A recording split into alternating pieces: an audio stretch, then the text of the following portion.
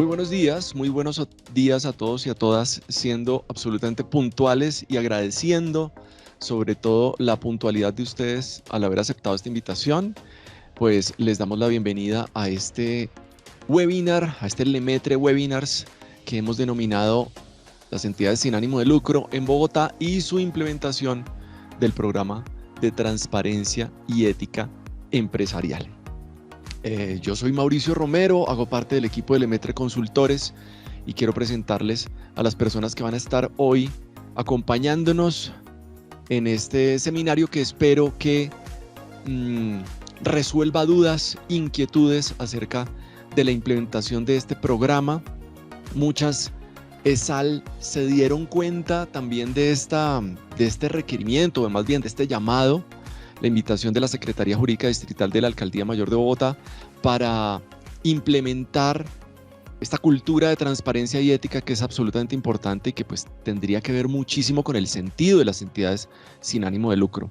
Nuestra invitación hoy es no entender esto como otra cosa que tenemos que hacer ahora que tenemos, para dónde tenemos que caminar, tenemos que implementar algo nuevo que vamos a hacer, sino que lo tomemos como una oportunidad precisamente para hacer de nuestra función como entidades sin ánimo de lucro, precisamente algo que vaya en camino con la cultura de la ética y la transparencia. La gerente de Lemetre Consultores es Liliana Gutiérrez de Piñeres. Liliana, ¿cómo estás? Muy bien, muy buenos días a ti y muy buenos días a todos. Claro que sí, entonces vamos a estar hablando contigo y con todo el equipo acerca de la implementación del programa. Jacqueline Londoño, consultora de Lemetre Consultores, ¿cómo estás? Buenos días Mauricio, buenos días a todos. Claro que sí, Jackie. Y Javier es el gerente de consultoría de Lemetre Consultores. ¿Cómo estás? Buenos días. Hola Mauricio, buenos días y buenos días a todos. La dinámica va a ser que primero vamos a tener las intervenciones de nuestros consultores en los diferentes puntos que les comentábamos en la invitación que les hicimos por mail al webinar. Vamos a hacer unas generalidades realmente del programa y esta es la agenda para que conozcamos qué es lo que vamos a escuchar hoy. Entonces, primero vamos a hablar de esto. ¿Qué es un PTEE? ¿Qué es un programa de transparencia y ética empresarial? Que es una sigla y un programa que se implementa en muchísimas otras empresas, pero que para las ESAL es algo novedoso. Específicamente en Bogotá, vamos a conocer precisamente cuáles son esos requisitos de la circular 58 del noviembre de 2022, una circular muy cercana que la emite la Secretaría Jurídica de la Alcaldía de Bogotá. También entonces vamos a conocer en el marco de esos requerimientos cuáles son las generalidades sobre estos temas que para algunas ESAL son nuevos, matriz de riesgos, impactos, planes de acción. Hoy vamos a quedar, digamos, con esa primera puerta de entrada a estos temas. Y finalmente, preguntas y respuestas, aunque en algunos momentos de la charla abriremos un pequeño espacio para que ustedes también puedan intervenir desde el principio. Muchas gracias a las personas que están conectadas y empezamos. Entonces, Javier, iniciemos primero contando un poquito las generalidades de este programa en el marco de las ESAL y el camino en relación con el requerimiento o la solicitud de la alcaldía. Claro que sí, Mauricio, muchas gracias. Bueno, creo que al hablar de sistemas de cumplimiento y de programas normativos de origen legal, es el primer punto que tenemos que tener en cuenta. Sin embargo, desde el principio nosotros siempre hacemos énfasis en que esto es un marco, ¿no? Hay un tema obligatorio mínimo, que es lo que pesa inicialmente, pero de aquí en adelante hay un camino muy largo, depende de la disposición de los recursos, en este caso de las ESALes, para continuar y arriesgarse un poquito en ese camino con una muy buena lectura de los aspectos internos, de sus características particulares, de su interacción con terceros. Entonces, no siendo más, arrancamos con este pequeño contexto normativo en el primer cuadro, donde ustedes ven PTEE, que son las siglas del Programa de Transparencia y Ética Empresarial. Tenemos ese pequeño marco, es lo mínimo que habría que tener en cuenta. El origen de esta obligación para las ESALes está en la Ley 2195 de 2022. Es una ley que trae una regulación particular para prevención de corrupción y prevención también de soborno, ¿sí? en un aspecto no solamente público, que es tal vez su sede principal, sino también privado. Y dejo eso ahí un poco en el tintero, porque cuando ya estamos hablando de la circular 58 de 2022, que nos habla del PTE para las ESALes, parece ser, al menos por su lectura inicial, que solamente nos están hablando de corrupción pública. Nuestra recomendación es, como venimos o como tenemos que el origen es la ley 2195, debería tenerse en cuenta también esa gestión del riesgo de corrupción privada. Bueno, para que lo tengan en cuenta. Entrado ya en la circular 58, es una circular realmente corta, muy específica en algunos sentidos, muy similar a otras referencias que también lo tenemos en el cuadro inferior, en donde tenemos esa estructura, primero la justificación y luego la estructura y las particularidades generales como sujetos obligados, cuáles son los tiempos y las fechas, punto en el cual nos remite a la circular 16 de 2022 para establecer que en el mes de mayo de 2023 las empresas, según su NIT, según los últimos dígitos del NIT, tendrán que presentar a la alcaldía mayor, pues a su secretaría distrital, estos programas de cumplimiento. ¿De acuerdo? También hay una remisión importante a la circular 11 de 2022, una obligación que ya se tenía relacionada con un tema, digamos que hermano de la transparencia y ética empresarial, y es la prevención de el lavado de activos y la financiación del terrorismo. No se concebía como tal, como un programa, pero sí la necesidad de implementar ciertos lineamientos tendientes a la prevención de este riesgo. Es mucho más directa la circular 58, ya que nos habla de unos instrumentos bien específicos como es una matriz de riesgos, eje central de cualquier gestión de riesgos, ya como un mínimo legal, como un obligatorio. En cuanto a las otras referencias, es importante mencionar y salirnos un poco de la CESAL para hablar de las empresas, las entidades con ánimo de lucro, y dos circulares que nos hablan de CPT como antecedentes, como primera versión, y que siendo tan corta y tan concisa la circular 058, puede ser un gran recurso, un gran elemento para ampliar ese contenido. Entonces, también recomendadas esta circular, la 11 de 2021 y la 012 de 2021, relacionadas con PT para entidades con ánimo de lucro, para las empresas en general. En esta presentación tenemos el objeto de control acá, ¿sí? Como estamos hablando de unos programas de cumplimiento que no son otra cosa que sistemas, procesos, un conjunto de actividades relacionados con una gestión del riesgo, ¿sí? ¿Y cuál es el riesgo que se busca gestionar con la circular 58 de 2022? Estos dos riesgos, al menos de forma expresa, lo que yo les comentaba, riesgo de corrupción pública, yo ampliaría un poco más el tema, hacia corrupción privada y riesgo de soborno transnacional.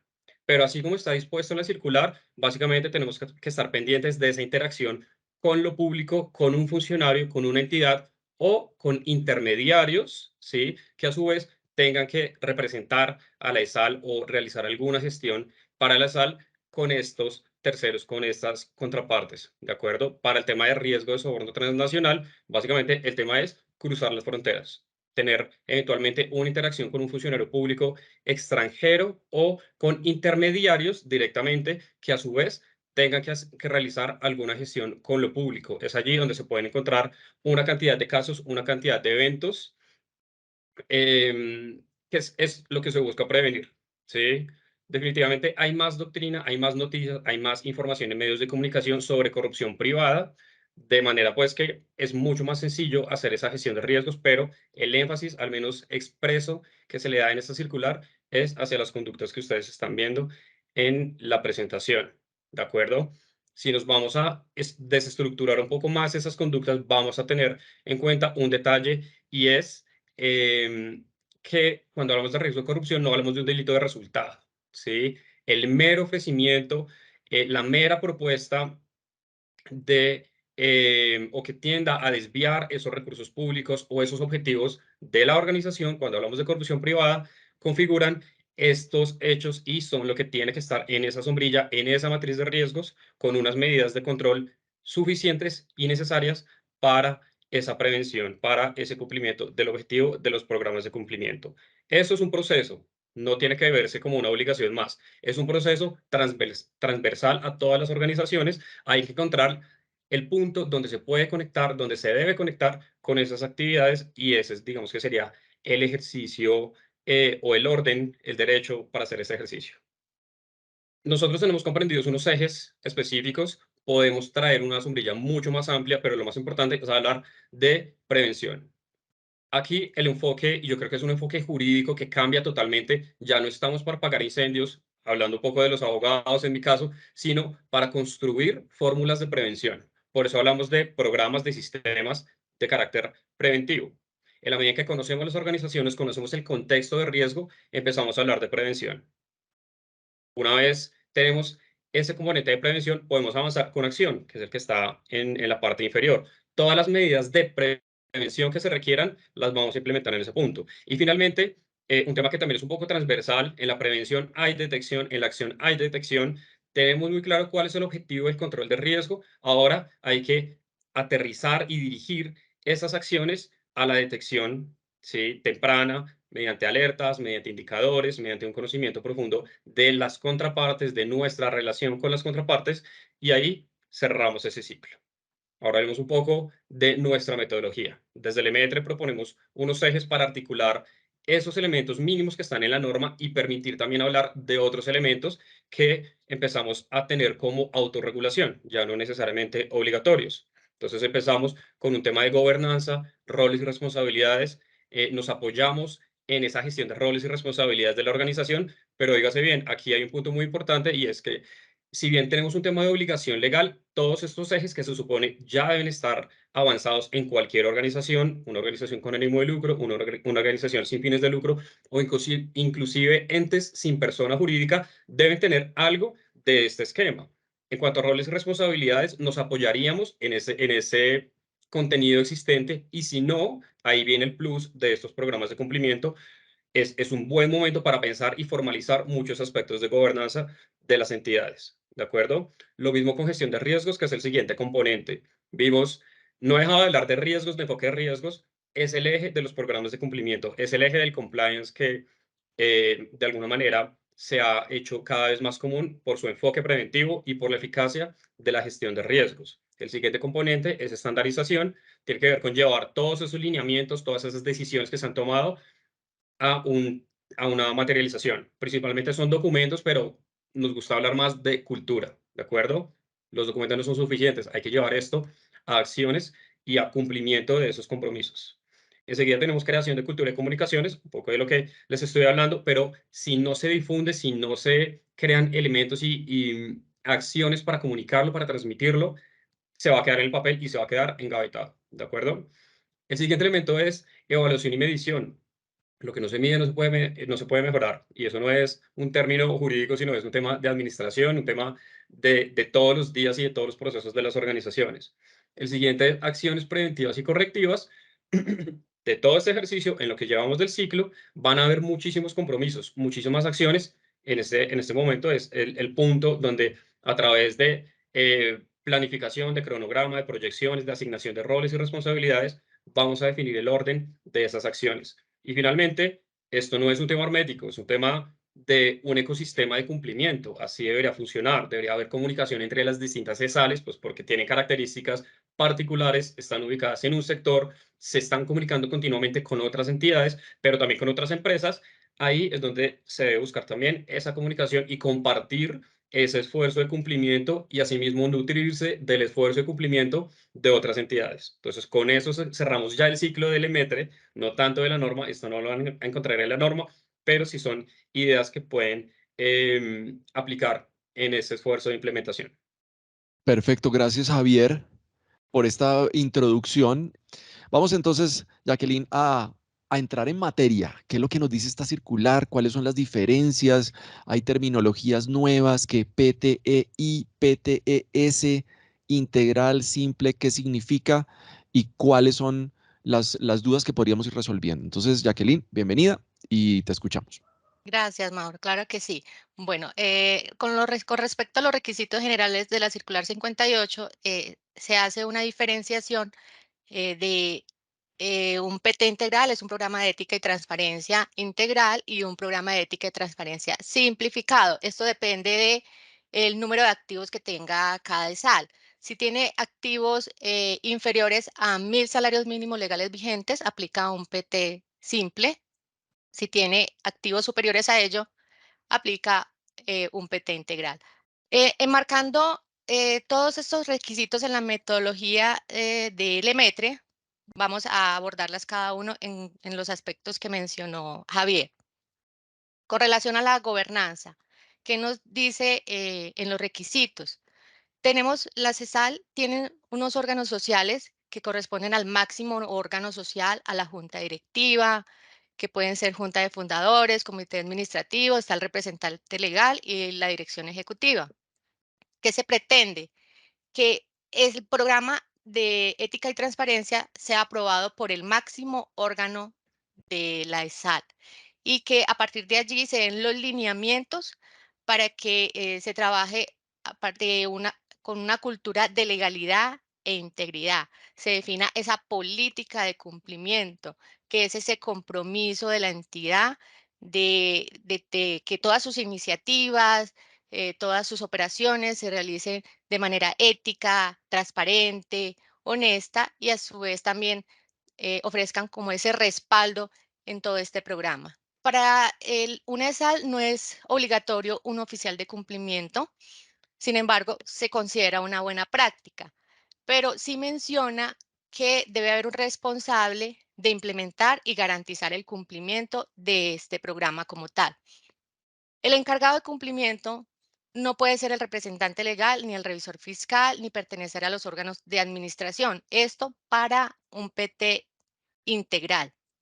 Sin embargo, la norma sí permite que para una PT simple pueda ser un miembro de un órgano social.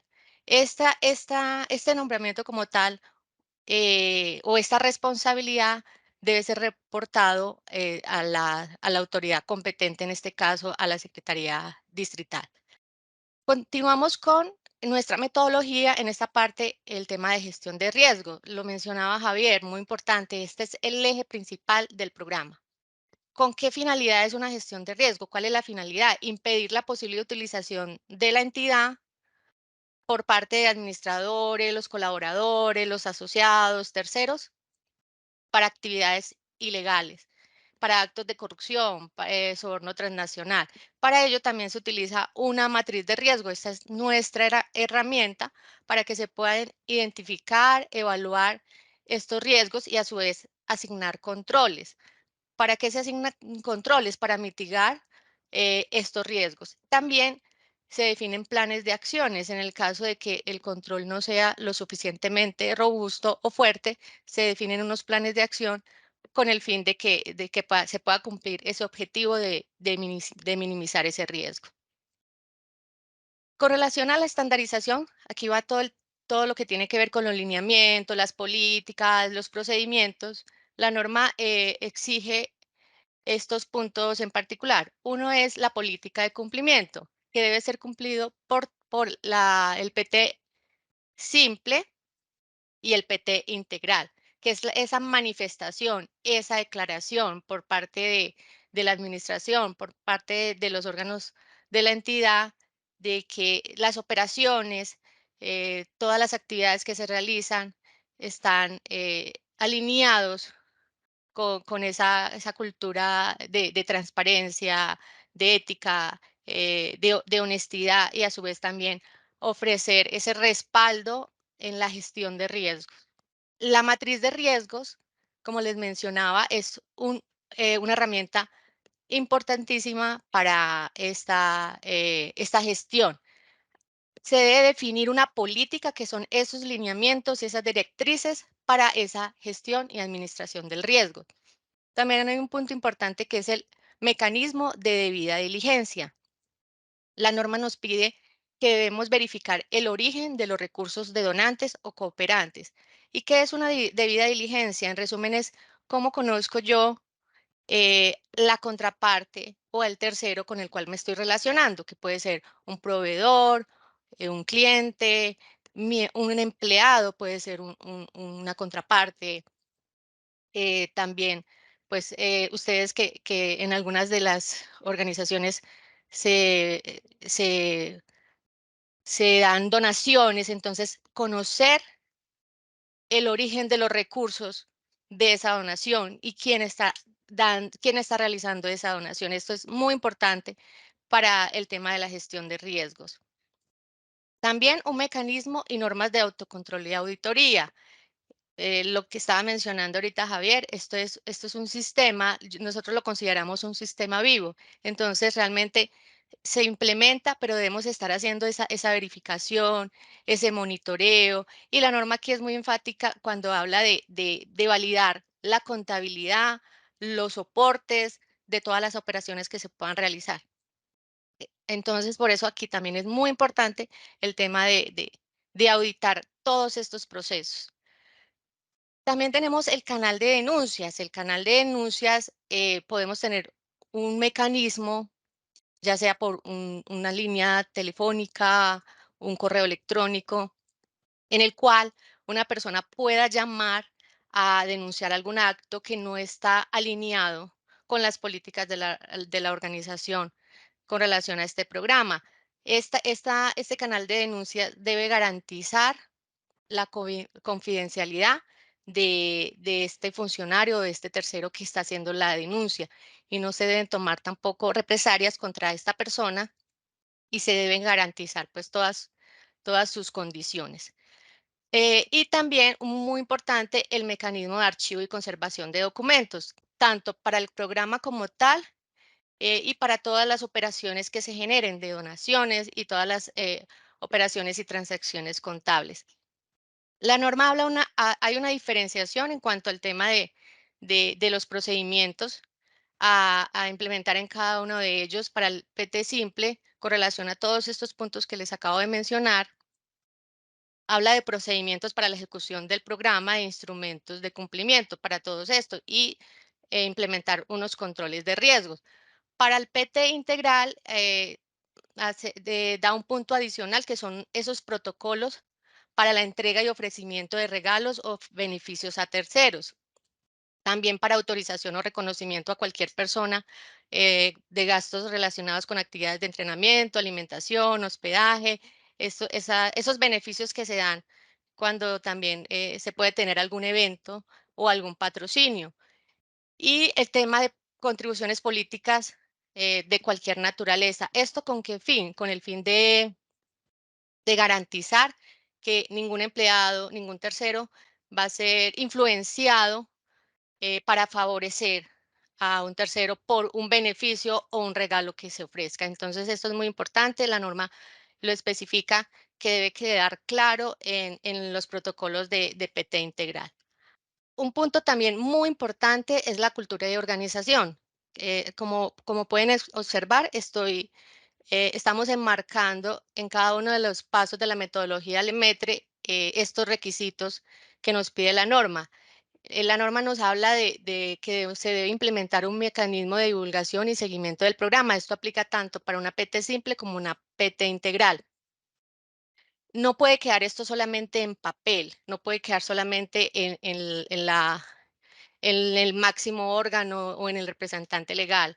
Esto debe bajar a todos los empleados de la organización, a todos los terceros, a los asociados. Se debe construir una cultura de cumplimiento. Como lo mencionaba ahorita Javier, esto no solamente es la implementación, esto sigue y es un trabajo constante de validación, de monitoreo, de auditoría, de mejora. Y el punto de cultura,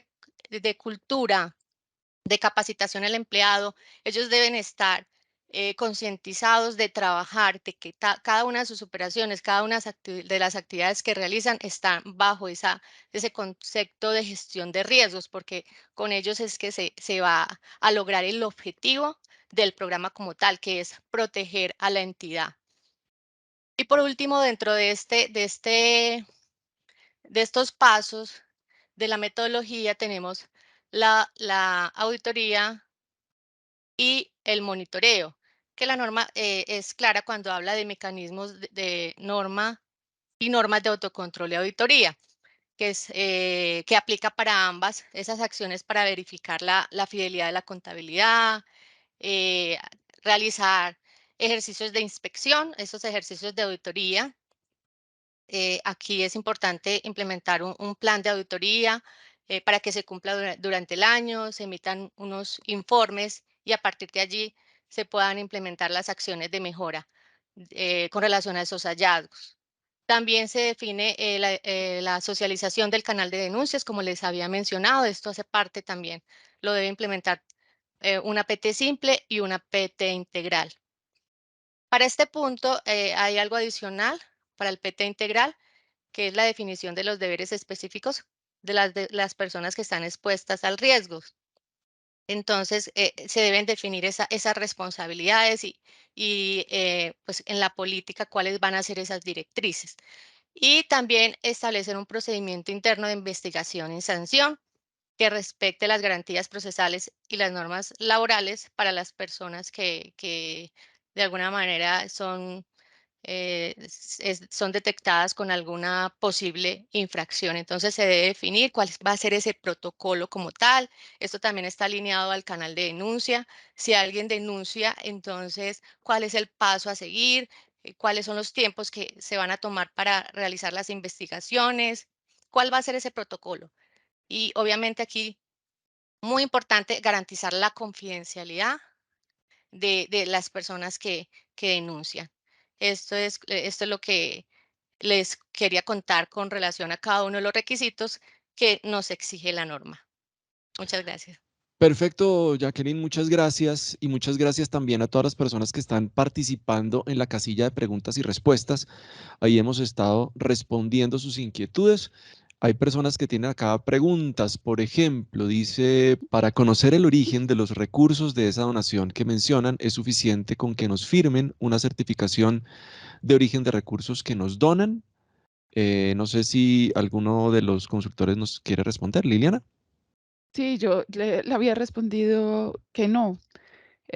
Lo que se pide es una debida diligencia. Y si bien, si quieren ahora cuando trabajemos el tema de riesgos, vamos a ir viendo cada uno dentro de la circular 011 de la superintendencia de sociedades, indican cómo se hace esa debida diligencia. Creo que cuando Javier al principio nos dijo, hay normas complementarias que debemos leer, que además la misma circular sugiere que nosotros, si tenemos algo que ampliar, utilicemos estas circulares de la superintendencia. Allí nos dicen que esa debida diligencia es ese conocimiento profundo de los terceros antes de tener una vinculación o una interacción con ellos. ¿Qué significa eso? Primero, que si yo voy a recibir una donación, yo debería tener un formulario de conocimiento de este tercero. Debería conocer si ese tercero que nos está entregando esta donación, como lo pregunta Ana, perdón, no sé cuál es el segundo nombre, hace parte de es un funcionario público. Si los recursos que está donando a la organización, digamos que cuál es esa intención para hacer esto. Las donaciones tienen ciertos requisitos legales que deben cumplirse para pues, ser además admitidas como una donación y saber si se está en la disposición de cumplir estos requisitos legales. O sea que lo que me piden al final es que tenga un conocimiento profundo de este tercero. No me sirve solamente que dentro de la casilla yo tenga, o sea, dentro del formulario incluya un párrafo que me diga que el origen de los fondos que nos están donando es lícito, ¿sí? Yo debo hacer mínimo una búsqueda en Google, es lo que yo digo, ¿sí? De quién es ese tercero, qué hace y cuáles son esas intenciones en esta donación. Como nos decía Javier al principio, em, la corrupción es un delito de intención, ¿sí? O sea, es desde allí, desde donde parte realmente todo este ejercicio y una buena intención no siempre puede tener su castigo, ¿no? Esa es una frase que se utiliza mucho, ¿no? No solamente sirven las buenas intenciones, sino que hay que hacer lo correcto en cada uno de estos ejercicios. Y en este caso, en las donaciones, y ustedes que trabajan además en un sector de la economía que es priorizado porque a través de las ESALes se han cometido o se han hecho pagos de sobornos y han sido utilizadas además como vehículos para poder hacer recolecciones de dinero que van destinados a otros fines diferentes. Por eso hace parte de, bueno, dentro de la cadena y dentro de todo el tema de alianzas, como lo hemos visto, de toda la cadena de la lucha contra la corrupción, hacía falta llegar a este, que es uno de los principales sectores. Muy Entonces, bien, no sé Liliana. si te respondí, Ana, y si no, pues me puedes colocar en el chat y ahorita en los riesgos vamos a ir profundizando en ellos. Claro que sí. Le pido el favor entonces a Jacqueline y a Javier. Tenemos preguntas de nuestros asistentes tanto en el chat como en la casilla de preguntas y respuestas. Y ahí las estamos adelantando hasta el momento mientras seguimos avanzando con la presentación, que llegamos aquí a una parte mucho de acción. Ya tuvimos la generalidad que nos dijo Javier, tuvimos la presentación de los requerimientos que pide la norma, pero ahorita vamos a entrar a una pregunta que por ahí estaban haciendo en relación con matriz de riesgo, que para muchas se salva a ser algo novedoso. Entonces, sigamos, Liliana. Gracias. Y ahí me quiero unir con la primera pregunta que apareció en la lista de preguntas y respuestas que decían, yo ya tengo implementado un SAGRILAP, un sistema de prevención del lavado de activos y la financiación del terrorismo. Debo implementar o puedo implementar el PTE integral, y realmente la circular lo que me pide es que si yo ya tengo un sistema de riesgos previamente implementado, mi obligación, digamos que mi siguiente nivel es el integral, no solamente por el nivel de activos, sino si ya tengo un sistema previo. Y ahí me voy a la circular 11 del 2017, que era una circular informativa de la alcaldía, donde nos contaban de una forma amable cómo hacer la prevención del lavado de activos y la financiación del terrorismo, y nos daban una serie de instrucciones para esto. Entonces, si ya tienes ese, lo natural, lo lógico y lo que exige la circular es que implementen el integral. Vámonos con los riesgos. Y yo creo que este es como siempre el temor, ¿no? Bueno, de todo esto, porque el manual, bueno, yo hago el manual, ya he hecho otros manuales, pero bueno, cuando me piden identificar riesgos, ¿cómo lo hago? La circular nos pide que implementemos em, no nos pide, nos sugiere que si no tenemos un sistema de riesgos previamente implementado, nos orientemos con el PAC 95-117. El link en la circular falla, pero si ustedes lo copian y lo ponen dentro de la web, funciona muy bien, por si alguno ha tenido problemas en esto. Pero existe otra metodología que es la de ISO 31000 para los que están relacionados o cercanos a la norma ISO. Y existe otra forma de hacer riesgos que es a través de COSO. Entonces, digamos que estos son los tres grandes recursos que podríamos utilizar en este ejercicio de identificación de riesgos. Vamos a hablar hoy sobre los del PAC, ¿sí? Entonces, el PAC me pide, perdóname, Mauricio, ¿puedes devolverte una? Me pide y me dice que cuando hago gestión de riesgos hago como 3 puntos. Uno es la identificación de riesgos, la valoración de riesgos y la elaboración de la matriz de riesgos. Ahora sí, perdóname, sigue. ¿De dónde parto para hacer esa identificación de riesgos? Del mapa de procesos. Creo que una de las principales preguntas que tenemos siempre, pues por lo menos con las sales que hemos acompañado hasta el momento, es como, ¿y qué es un mapa de procesos? Si no estamos tan cercanos con ello. Entonces, ese mapa de procesos es básicamente este dibujito que ustedes están viendo en la pantalla. Es una serie de actividades organizadas que tienen una entrada definida y que llevan, que se hace con esas actividades una transformación y al final se entrega un producto diferente. Vamos a trabajar hoy esta matriz de riesgos como un proceso. ¿Cuáles son los procesos principales que tiene mi organización? Por ejemplo, si soy una entidad sin ánimo de lucro de algunas de las que se nos han acercado, soy una cámara de comercio, ¿sí? ¿Cuáles esas actividades principales que tendré? Si mi objetivo además es poder incentivar el comercio entre el país y Colombia, ¿cuáles serán esas principales actividades? Entonces debo definir, no sé, que tengo 3 o que tengo 4 procesos. Uno será los procesos estratégicos, que son esos procesos que van a hacer que mi organización sea perdurable en el tiempo y que nos van a ir haciendo crecer dentro de la organización. El otro será un proceso de gestión de recursos y otro proceso será los procesos de apoyo o los administrativos dentro de la organización. Listo mis procesos dentro de mi ESAL y cuáles son estos procesos que tengo y cuáles son las actividades que tengo dentro de mi organización. Una vez los tenga definidos, hago el primer paso, que es la identificación de riesgos. Luego de identificar los riesgos, hago la valoración del impacto, luego hago la valoración de la probabilidad de ocurrencia y luego hago la identificación de los controles y cuál va a ser su tratamiento si no tengo controles implementados. Y con estos 4 puntos, realmente 5, incluidos los procesos, hago mi matriz de riesgos. Vamos a ir viendo uno a uno. En temas de identificación de riesgos, Javier nos decía, desde la ley 2195, que es, que es su nombre o como se conoce, es la ley de la integridad, me hablan de la corrupción en general. La circular nos trae 2 puntos muy específicos de corrupción pública y a esta corrupción pública, que además tiene muchas definiciones, la toman ellos básicamente de función pública y nos definen como la posibilidad que por acción u omisión se use el poder para desviar la gestión de lo público hacia un beneficio privado. Si habláramos de corrupción privada, pues sería lo mismo, pero sin que estuviera un funcionario público involucrado. Por ejemplo, el abuso del poder, ¿sí? Cuando a un director ejecutivo de una fundación se le encomienda hacer algo por la fundación y él desvía esto y lo utiliza para su propio beneficio. Eso sería uno de estos casos.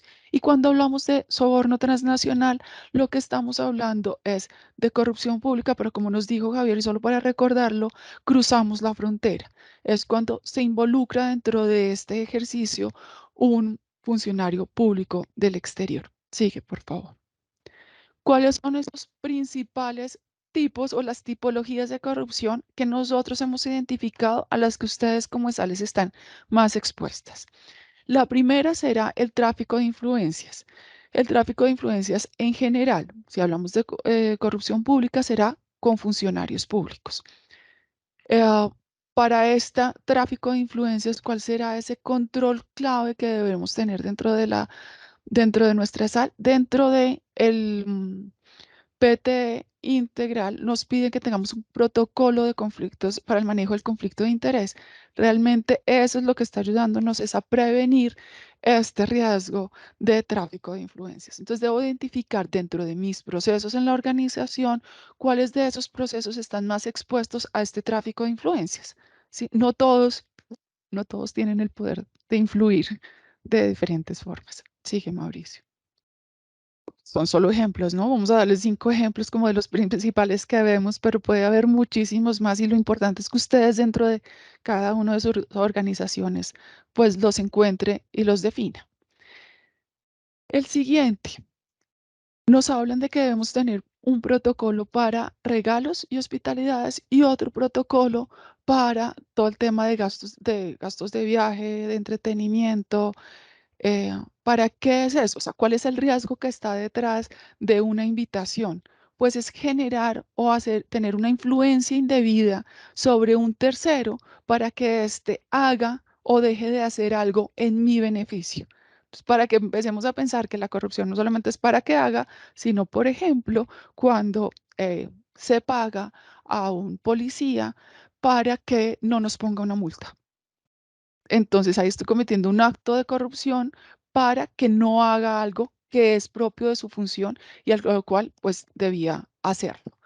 Esta influencia la puedo dar a través de no solamente dinero, que lo primero que uno se imagina son estas novelas de narcos con sus maletas, bueno, de noticias recientes también, que no vamos a hablar de maletas y de bolsas llenas de dinero entregándolas de uno a otro. Realmente cada vez eso es lo que menos se ve dentro de los casos de corrupción, ¿sí? Lo que más se ve es una influencia en algo que sea más difícil de hacer seguimiento. Por ejemplo, en las ESALes, si es una fundación universitaria, los cupos para las universidades, entregar estudio, cargos, puestos dentro de las organizaciones. Liliana, Mauricio, es porque hay una pregunta. Sí, Liliana, es que aprovechando lo que estás diciendo, acaban de hacer una pregunta relacionada con ¿y una invitación a almorzar? Cuando una invitación a almorzar se ve mal vista, es una influencia indebida. Normalmente si estamos en la mitad de un proceso de negociación donde estamos pues tratando de escoger o de entregar algo. Muchas de las fundaciones, ONGs, pues que dentro del mundo de las ESAL realmente tenemos una diversidad gigantesca de organizaciones. Y digamos que esta organización está participando en una licitación con la alcaldía para ponernos con nuestro ente rector en este momento. Está participando en una licitación para incentivar la cultura, ¿se acuerdan las que hacía Mocus? Para incentivar la cultura de la cultura ciudadana. Y en la mitad de esa licitación o antes de la licitación hay un almuerzo con el que toma la decisión. O sea, nosotros que vamos a presentar que nos vamos a presentar y el tomador de decisión. Pues ahí puede haber una influencia indebida o puedo obtener información privilegiada para presentarme a esa licitación. ¿Cuál es esa información privilegiada? Precios, tarifas, pliegos a la medida.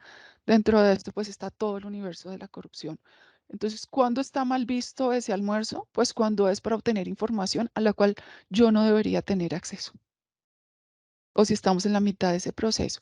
Cuando no está mal una invitación a almorzar, pues estamos haciendo relacionamiento, ¿sí? Estamos dando a conocer nuestra organización, estamos haciendo un lanzamiento. O sea, tenemos una relación normal. No nos podemos olvidar que volvemos al tema de la intención. Es con qué intención hice yo ese almuerzo. ¿Para qué quería yo llevar a esa persona que toma esa decisión sobre mí a un almuerzo?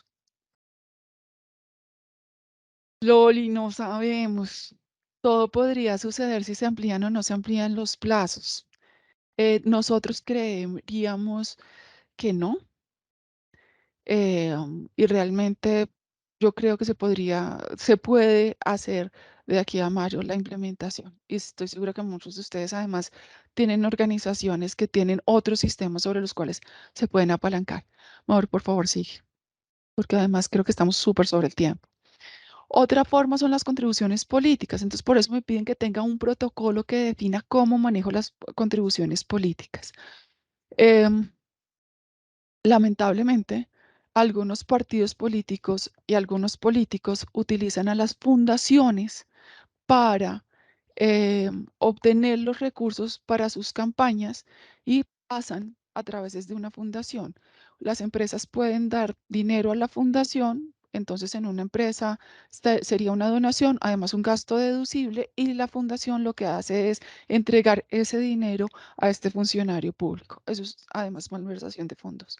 Entonces por eso me piden tenga un protocolo, ¿sí? Si usted va a aceptar y va a entregar este tipo de recursos. Y no son solo dinero, volvamos al tema. No se queden con el dinero, que la forma menos usada para pagar sobornos, y digamos que es como, ay, ¿cómo se le ocurrió dar plata? Es la que menos se usa, ¿sí? Es a través de muchos favores donde se hace este ejercicio. Malversación de fondos, y entonces aquí estamos hablando de estos recursos que hemos tenido, no solamente nacionales, sino recursos extranjeros. Tengan mucho cuidado cuando ustedes tienen esas donaciones desde el extranjero, que alguien hacía una pregunta sobre ese tema de las debidas diligencias, que fue con el que empecé, y es donde más podemos estar trabajando y pensándonos en el soborno transnacional, ¿sí? Que no seamos vehículos para esto. Y por último, el recibimiento de donaciones. Muchas de nuestras ESAL tienen realmente objetivos loables en los cuales todos quisiéramos apoyar y contribuir. Sin ustedes realmente no habría ese gran país que queremos construir y que tenemos. Eh, no permitan ser contaminados a través de una donación con un recurso que viene de una fuente ilícita. Las CESAL son utilizadas para el lavado del dinero, ¿sí? Se entrega a la CESAL no es una mentira, que tienen menor vigilancia y control de sus entes de control. y por eso es mucho más fácil utilizarlas. Tienen más necesidades de recursos y tienen menos controles. Por eso son un objeto para este tipo de organizaciones. Sigue, Mauricio. Una vez yo tengo identificados entonces los procesos y los riesgos a los que estoy expuesta y cuáles son esas causas que podrían estar originando estos riesgos, hago una evaluación del impacto. Dentro del PAC me señalan una serie de preguntas, realmente 18 preguntas, que debo responder una a una para cada una de las actividades, de las causas de mis riesgos, y de acuerdo con su puntuación vamos a decidir que tenemos un riesgo moderado, mayor o catastrófico. Y luego me dice la probabilidad. Estas son unas matrices diferentes. Normalmente las matrices que se utilizan para corrupción son de 5 por 5. O sea, 5 probabilidades y 5 impactos. ¿Por qué no se utilizan las matrices, por ejemplo, que se hacen para operaciones, que son de 3 por 3, y es porque serían demasiado ácidas? Entonces, por eso utilizan normalmente las de 5 por 5. El PAC nos sugiere una matriz de 5 por 3. 3 de la valoración del impacto, o sea, 3 formas de valorar el impacto y 5 en la probabilidad. No es obligatorio utilizar la metodología del PAC. Es una sugerencia si ustedes no tienen otro tipo de matrices o pues es la guía que está a la mano y que se les sugiere. Sigue. Una vez definida la probabilidad y el impacto, la multiplicación de la probabilidad por el impacto, Mauricio, sigue, por favor. Tenemos el riesgo inherente. El riesgo inherente es ese riesgo al que ustedes están expuestos sin controles. Entonces, por favor, cuando hagan esta valoración, no digan, no, pero es que yo ya tengo un protocolo para el manejo de conflictos de interés, por eso pues por eso mi probabilidad es baja. Primero piensen que si ustedes tienen ya establecido un procedimiento, una política, un protocolo, como lo llama la circular, es porque hay un riesgo detrás de él. Si no, pues tienen un control innecesario, ¿sí? Entonces, por eso únense, o sea, si ya no saben cuál otro riesgo, pues váyanse a sus controles y hagan metodología inversa. Una vez yo tengo definido el riesgo inherente, reviso mis controles, que es la siguiente, y también el PAC me muestra y me dice cómo debo hacer esa calificación de mis controles. Normalmente yo evalúo la efectividad de mi control porque esté escrito, porque tenga un responsable, porque tenga una periodicidad y porque tenga alguien que lo supervise. Ellos nos dan aquí 7 criterios para evaluar la calidad del control que tengo implementado, y de acuerdo a este número me da un puntaje para disminuir el riesgo inherente. O sea, este riesgo inherente, digamos que me dio 15, ¿sí? Y si mi control es muy efectivo, voy a disminuirle 2 puntos. Entonces ya mi riesgo residual, que es el riesgo que queda después de implementar los controles, será de 13. Y con estos dos, ese es el riesgo residual, con estos dos realizo la matriz de riesgos. Mi matriz de riesgos tiene, acabo de olvidar si lo incluí en la presentación, mi matriz de riesgos debe tener identificado el proceso, el riesgo, la causa, la probabilidad, el impacto, el control. Si mi control sigue siendo ineficiente o sigue siendo muy bajo dentro de lo que estoy haciendo, debo implementar unas acciones de mejora, que son las que me piden cuando Jacqueline nos mencionaba la estandarización, nos decía, para el simple nos pide que incluyamos unos controles adicionales. Así que si su riesgo residual le dio muy alto, todavía no se preocupe, ¿sí? Estamos en la primera etapa de implementación. Es la primera vez que nos acercamos a este ejercicio, así que hágalo con humildad y no se preocupe. Lo que debe hacer es implementar acciones de mejora para que cuando usted vuelva a presentar esto dentro de 4 años, y ojalá cuando lo vuelva a presentar a su junta directiva, a su asamblea o a su máximo órgano social, en la siguiente asamblea o en la siguiente junta, o ese control, ese riesgo que hoy que estamos nuevos en este ejercicio nos daba 15 en un año, pues lo podamos tener en 10 o lo podamos tener en 5, porque nuestro control implementado fue muy efectivo. Si no tienen control, lo que les digo es no se angustien, es implementen controles suficientes para hacerlo. Aprovechen, como dice Javier, esta oportunidad para que sea la excusa para organizar la casa y para escribir esas cosas que siempre decimos. Nosotros sabemos cómo legalizamos los gastos, pero nunca lo hemos escrito, ¿sí? Aprovechen y escríbanlo. ¿Qué nos pide la norma que entreguemos? El acta de aprobación, por favor, inclúyanla. Había otra pregunta que nos hacían, que si debía nombrarse el cargo que era el responsable de cumplimiento o si poníamos la persona. Lo que nos sugiere la Superintendencia de Sociedades, realmente lo que nos obliga a la Superintendencia de Sociedades es a nombrar una persona, ¿sí? Una persona idónea para este manejo. Yo les sugiero que incluyan el nombre de un responsable. Cuando uno pone un cargo y más nosotros que tenemos tantas necesidades dentro de la sal, en algunas son muy grandes, algunas son más pequeñas y tienen muy pocos recursos, otros tienen recursos suficientes, eh, por favor, nombren un responsable que lo asuma, ¿sí?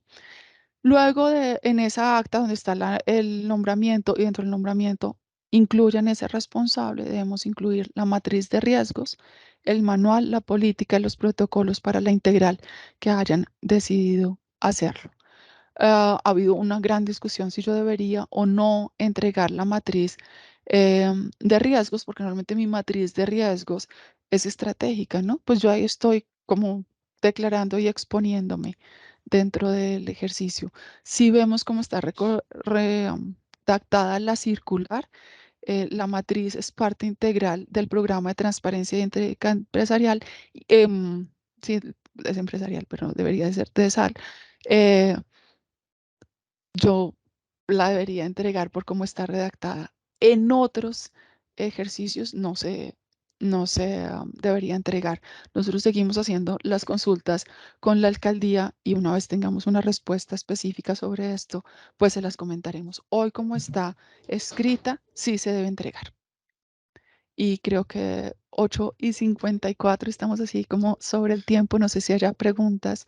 Hay un tema, Liliana, relacionado con esta implementación, ¿cada cuánto la debemos renovar? Que creo Cada que es una 4 cosa años. importante. Eso es una gran ventaja para ustedes y es que a diferencia de las supervisadas por la Superintendencia de Sociedades, que es anualmente, ustedes deben hacerlo cada 4 años.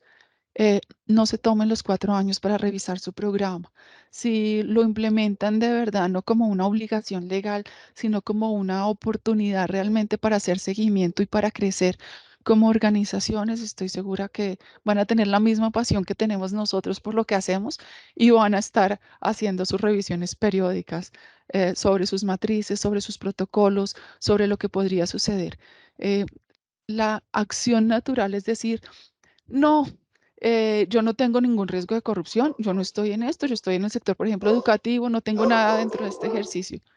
La idea y la invitación es a que no nieguen realmente que esto también nos podría suceder.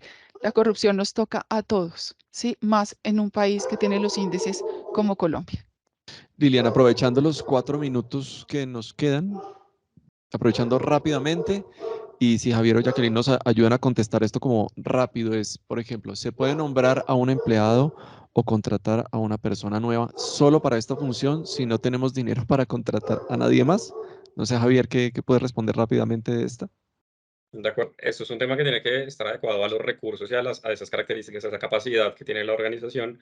En ese caso, la recomendación es buscar tener en cuenta cuáles son las limitaciones para esos nombramientos. Por ejemplo, representante legal cancelado, tanto en simple como en integral. Hay que buscar una persona que nos pueda ayudar dentro de la organización. Sí, la recomendación es que esté un poco orientada hacia el tema de control, que tenga algún conocimiento de gestión de riesgos. Si no puede aprender, no es obligatorio que esté preparado. Digamos, a diferencia del PTE, de las empresas, de las entidades con ánimo de lucro, tiene que tener un perfil, una experiencia, todo certificado y acreditar esa experiencia. En este caso no. Es importante que se identifiquen esos temas que se tienen que reforzar para que esta persona pues, se pueda capacitar y cumpla con ese objetivo. Otra pregunta que nos han hecho, si nosotros brindamos ese acompañamiento, claro que sí, ahí en la pantalla estás viendo nuestro correo y nosotros estamos brindando ese acompañamiento. Otro tema acá, si ese protocolo de seguridad, me imagino que hace referencia a debida diligencia, se maneja por medio de una empresa que realiza estudios a cada cliente o proveedor, ¿es necesario también ese proceso? ¿Qué podemos responder al respecto? Yo creo que sí es necesario, o sea, creo que y fíjense que aquí ocurre algo muy interesante y es que ya ustedes se están dando cuenta que existen ciertas funciones que ya alguien dentro de la organización o como proveedor la realiza. Ahora, considero que si es un proveedor, yo no lo veo tan cercano a todo el resto de funciones que tiene que cumplir ese proveedor. Seguramente va a ampliar ese contrato que tiene para abarcar esas funciones adicionales, ¿sí? Pero sí, esa función puede ser utilizada por el encargado ya a nivel interno para el desarrollo de sus debidas diligencias. Nos están preguntando también si esta grabación queda. Nosotros vamos a subirla a nuestro canal de YouTube y también pueden acceder a ella si entran a lemetre.co en Contáctenos o para que se suscriban a nuestros newsletters y ahí vamos a enviar un correo de nuevo en el cual les vamos a compartir esta presentación lo más pronto posible porque consideramos que no es una información solamente que beneficia a las personas que entraron a este webinar, sino a todas las personas. ¿Qué nos queda por acá? Alejandro preguntaba algo relacionado, a ver, dice, perdón, NASLI, es decir, esta empresa para cada proveedor que llega a la cámara o trabajador o afiliado, es decir, nuevo cliente, le hace un estudio de seguridad. Yo quiero diferenciar ahí, una cosa es la debida diligencia y otra cosa es un estudio de seguridad, ¿sí? Una cosa es saber que ah, la ESAL funciona en la dirección que registraron ante la cámara y otra cosa es que cumple las funciones con las cuales se registró, ¿sí? Normalmente los estudios de seguridad están más orientados como a esa existencia física y a no sé realmente qué incluye todo el estudio de seguridad que menciones. Lo importante ahí es revisar qué incluye y que esto tenga una ampliación a riesgos de corrupción y de soborno transnacional, como se exige. Así que no se queden solamente eh, pues en ese estudio de seguridad inicial que se hacía, que se viene haciendo además hace muchos años y hace parte de ese conocimiento del cliente que nos pide la debida diligencia. Claro que sí. Creo que nos queda una última. Dice, nosotros somos ESAL y a la vez entidad pública. A la entidad pública y como tal existe la obligatoriedad de implementar el PTE por parte de la alcaldía y como pública implementar el programa de transparencia ética empresarial. ¿Hay que hacer las dos o se puede compilar todo en un solo documento?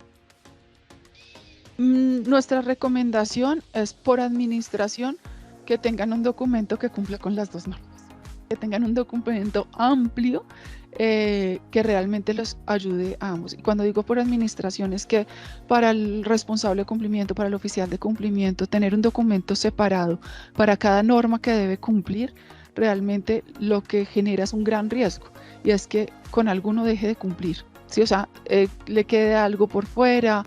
Luego dar respuesta para todos va a ser distinto. Entonces ustedes integren sus programas y realmente utilicen, como les dijo Javier, todas las palancas que ya tengan dentro de la organización.